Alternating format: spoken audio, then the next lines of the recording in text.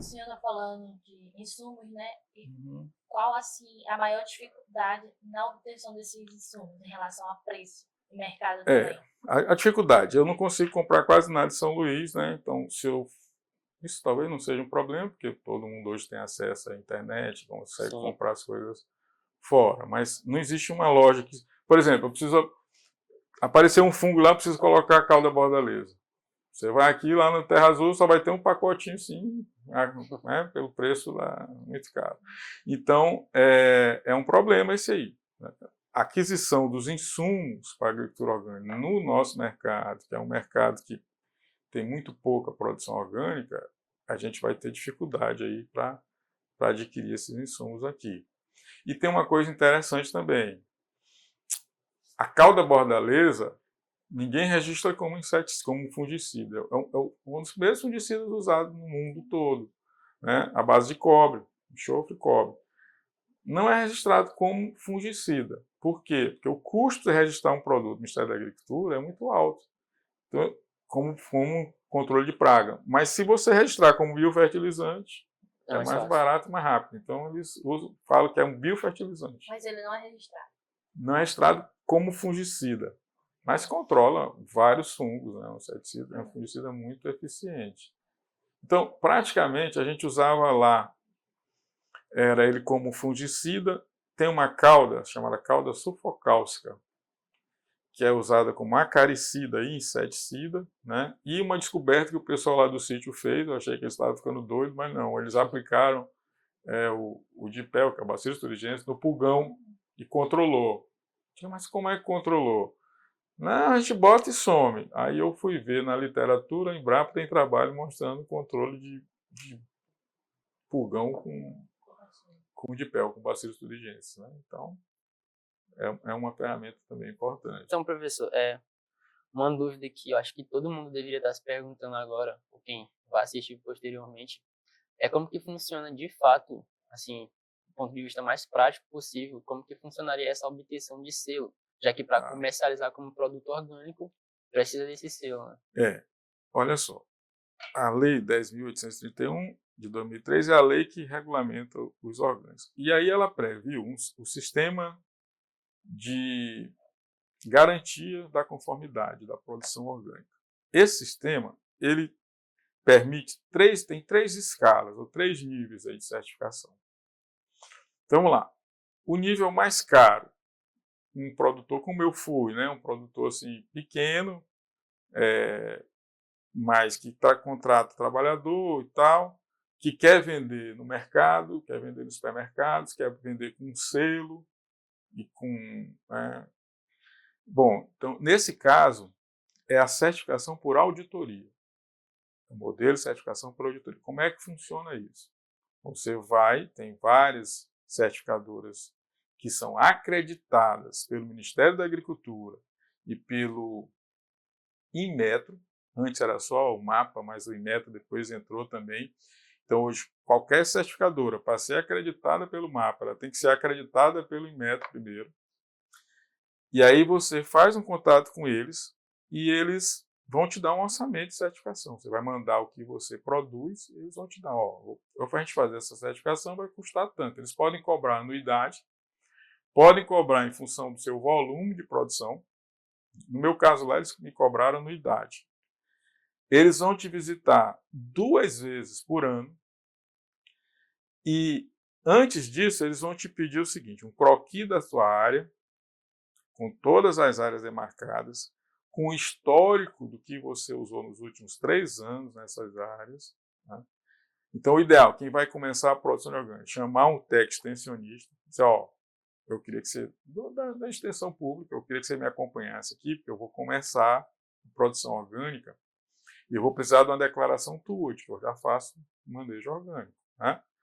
Então, você começa por aí. O técnico te acompanha, daqui a 1 ano, você manda o plano de manejo orgânico, tem que ser feito por um agrônomo, né? Porque nesse plano você vai dizer, área 1, eu vou plantar milho, depois eu vou plantar quiabo, né?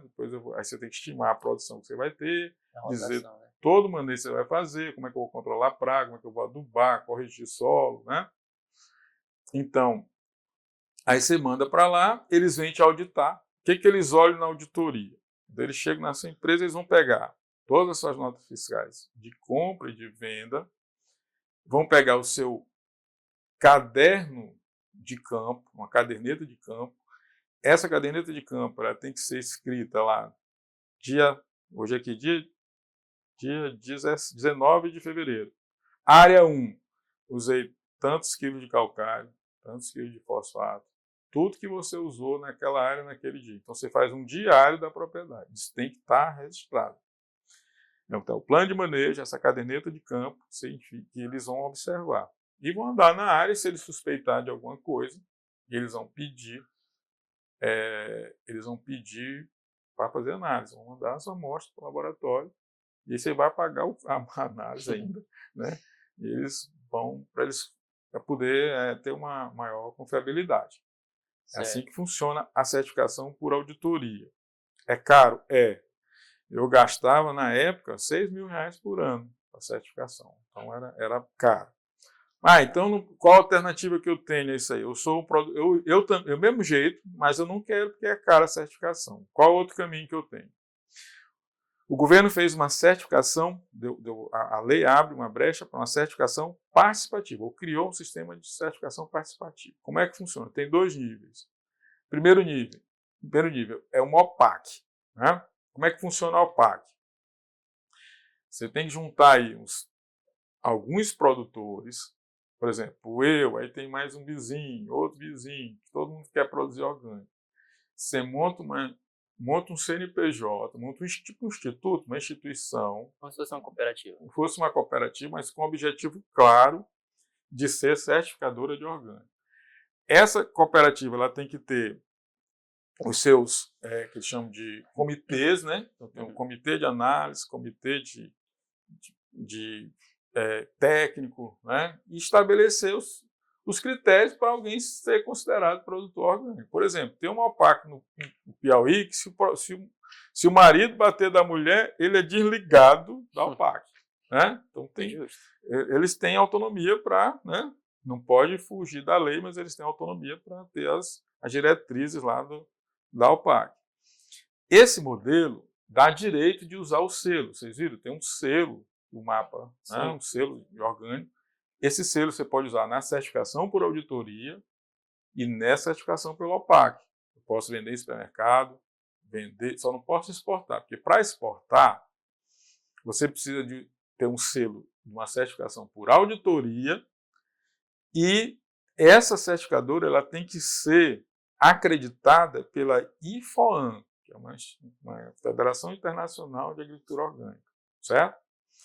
Então, nesse caso, para exportação. Mas para vender no mercado interno, a OPAC te dá esse selo. E esse selo você põe lá no seu produto e ali é orgânico, sem problema nenhum.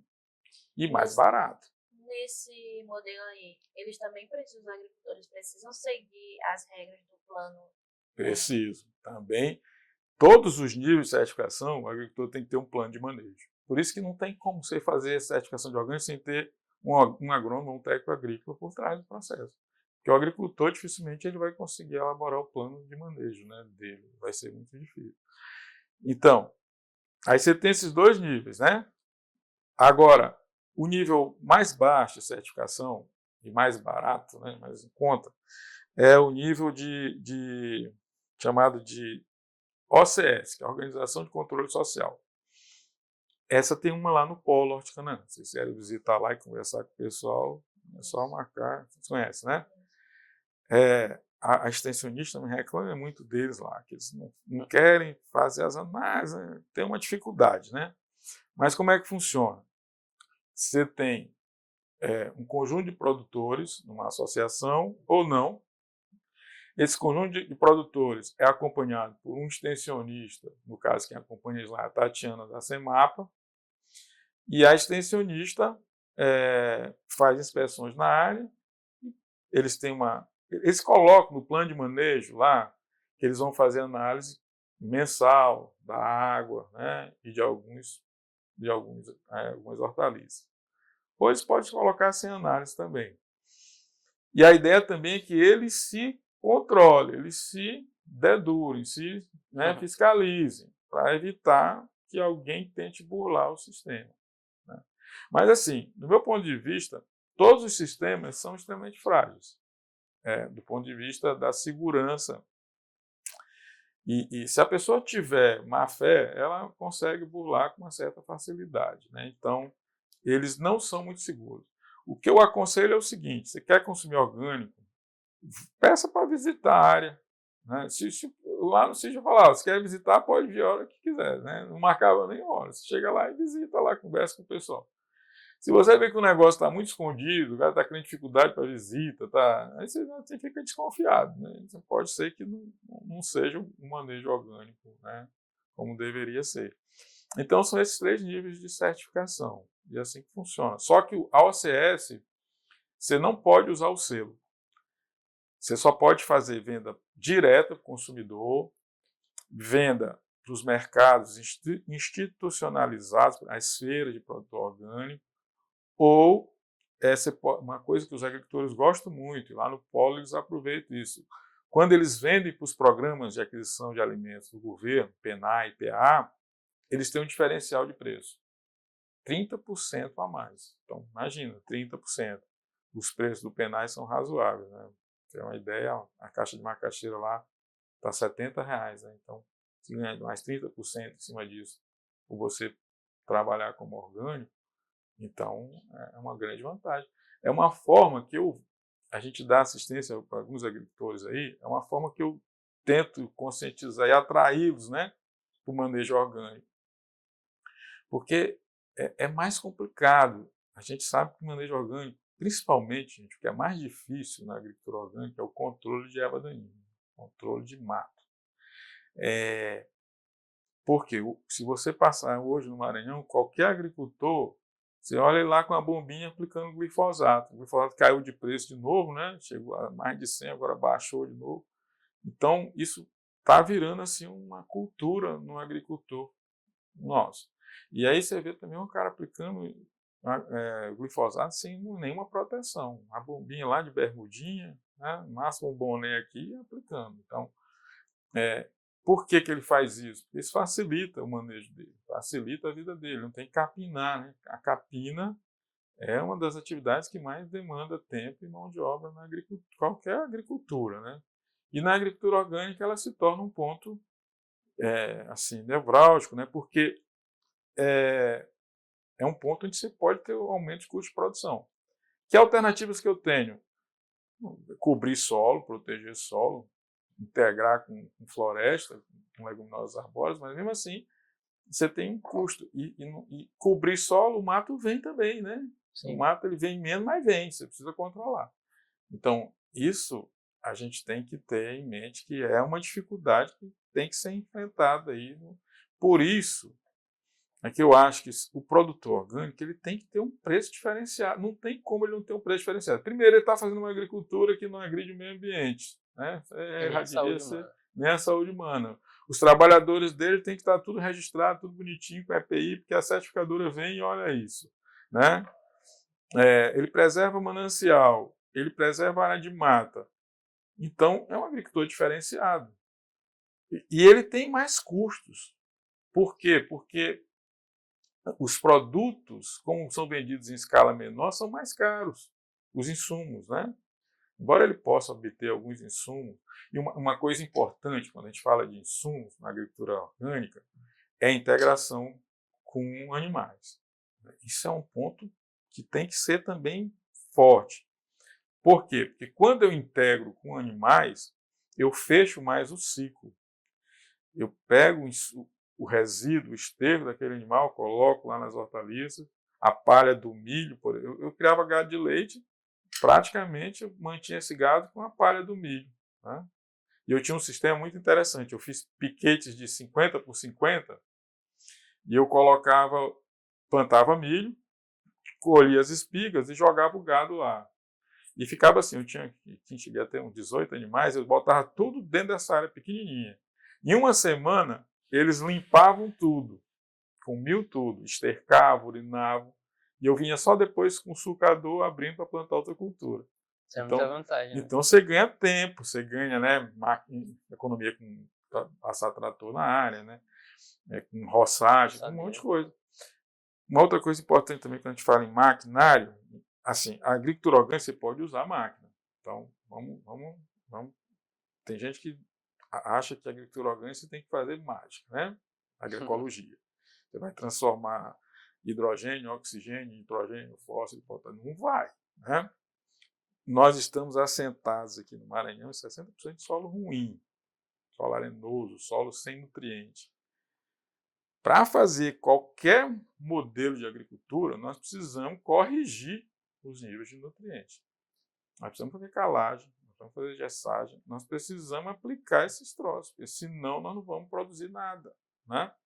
Então não dá, vamos fazer roça crua sem nada, desmata e planta, vai ficar pior que a roça de fogo, a roça de corte e queima. Então a gente precisa ter isso bem claro na cabeça da gente. Se eu vou fazer qualquer modelo de agricultura, eu preciso de nutrientes, ainda mais no ambiente sem nutrientes que é onde a gente vive. Isso aí é tranquilo. Agora, a forma como eu vou usar, o tipo de nutriente que eu vou usar é que diferencia a nossa agricultura. E o sistema em que eu estou, né? O sistema, quando a gente fala em sistema, a visão é bem maior. Não é 1 hectare de orgânico. Eu tenho um sistema de produção de orgânico onde eu tenho criação de animais para fechar ciclos, para reciclar nutrientes e tenho plantio, né? O mais diversificado possível, certo? A gente sempre tem que ter isso em mente quando vai partir para a agricultura orgânica. Certo. O senhor comentou sobre o polo Horticanaã. Horticanaã. Trazendo essa realidade de produção orgânica aqui para a região de São Luís. Uhum. Quais seriam os principais desafios? Eu vou dar uma informação, não sei se é verídica. Creio que os principais produtos da produção orgânica são hortaliças. Sim, sim. E aqui existem polos de hortaliças. Em São Luís, Passo do Lumiar, São José, Raposa. Acho que as principais culturas produzidas aqui são hortaliças. Sim. Então, o que tornaria difícil essa produção, sendo que os principais produtores são familiares? Quais seriam esses desafios? Para mudar para o orgânico. Exatamente. Assim, não tem como um agricultor familiar que planta convencional, que usa barragem, que usa glifosato, não tem como ele sozinho, ele e Deus, mudar para a agricultura orgânica. Seria um milagre, né? Então, para você ter agricultor, para transformar esses agricultores, fazer a transição desses agricultores para agricultores orgânicos, agroecológicos, primeiro ponto, você precisa de uma extensão rural forte, capacitada, competente, que a gente também não tem. O Maranhão sucateou a extensão rural de tal forma, e vem sucateando, pior que eu acho é isso, governo atrás de governo, continua o mesmo modelo sucateando a extensão rural. Talvez vocês, não é praga não, viu? Mas talvez vocês vão trabalhar na extensão rural. E tem que brigar por melhores condições de trabalho, melhores salários, porque até hoje a nossa extensão é feita com bolsista. Isso é um absurdo dos absurdos. Então, precisa ter uma extensão para que alguém dê o suporte para o agricultor, porque ele vai ter muita dificuldade. Que coisa mais fácil que o sujeito comprar um vidrinho de barragem, que é a cipermetrina, que é um carrapaticida, e aplicar para controlar inseto? Não tem nada mais simples que isso. Aí você vai, não, agora você não vai poder usar isso, né? Você vai ter que fazer uma cauda e tal, e mudar completamente. Isso não é da noite para o dia, isso é difícil, e tem que ter alguém lá fazendo esse trabalho. Inclusive, esses produtores, eles relatam muito essa questão. A falta de assistência técnica, extensão rural, fraca, porque eles relatam, tem um técnico que eu só assisti por determinado técnico, mas ele só vem aqui tirar uma foto, que estão relacionados a órgãos públicos ou não, tirou uma foto, fez o trabalho dele e eu fico aqui. Aí sofre com problemas de pragas, principalmente no inverno, que eles relatam muito isso. Aí tem perdas. Então, às vezes, eles até relataram também, eu fazendo uma pesquisa, que eles deixam de produzir por conta das perdas dele. Para de plantar. Exatamente. Isso é a extensão que não está fazendo o papel dela. A extensão nossa ela é muito ruim. Por quê? Porque você não tem extensionista. É muito simples isso. Onde é que funciona a extensão rural? Espírito Santo, Santa Catarina, né, Rio Grande do Sul. Só você ver como é que é o modelo. Eu assisti uma palestra de um extensionista de Capé, lá do Espírito Santo, o cara é doutor, né, falando assim, coisas que, né, para eu entender, eu tinha que ter doutorado também para estar sentado entendendo o que o cara está falando. O nível do cara é lá em cima. Esse cara que está dando assistência para os agricultores de lá, né, que também produz esporte. Então, a gente tem que mudar esse modelo de extensão. E assim, o Maranhão é um estado extremamente pobre. Quando você tem pobreza demais, o que pode mudar a realidade da pobreza? É a indústria? Uma hora eu vou montar uma indústria aqui, isso não funciona. O que muda a realidade é a atividade primária. Você vai na agricultura, daí você monta uma agroindústria, né? Daí vem os serviços e vai desenvolvendo o estado. E ninguém está preocupado. Eu acho isso muito interessante. Um prefeito desse aí paga 30, 40 mil para um médico, mas não tem uma equipe de extensionista para cuidar da produção do município dele. E se ele tivesse isso, ele tinha mais comida, tinha menos fome, tinha menos demanda no hospital. Os caras não pensam nisso, é uma coisa impressionante. Né? A política pública é ruim demais. No Brasil, no Maranhão, é terrível. Né? Então, não sei se vai cortar isso aí, mas. Igual é nosso tempo. A mulher veio me perguntar.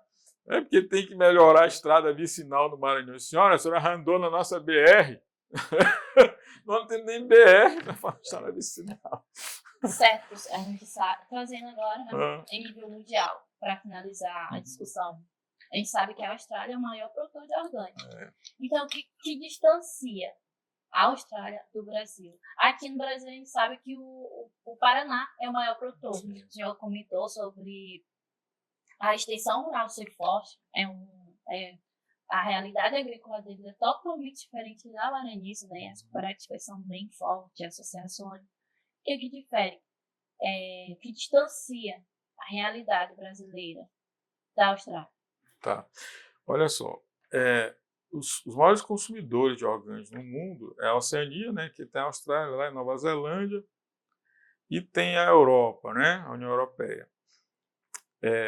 Esse pessoal é um pessoal que, né, tem um poder aquisitivo alto, né, o poder aquisitivo deles é alto, e eles têm um IDH maior, eles têm uma formação melhor, eles têm um nível de conscientização bem maior que o nosso. Né? Então, esse é um ponto importante.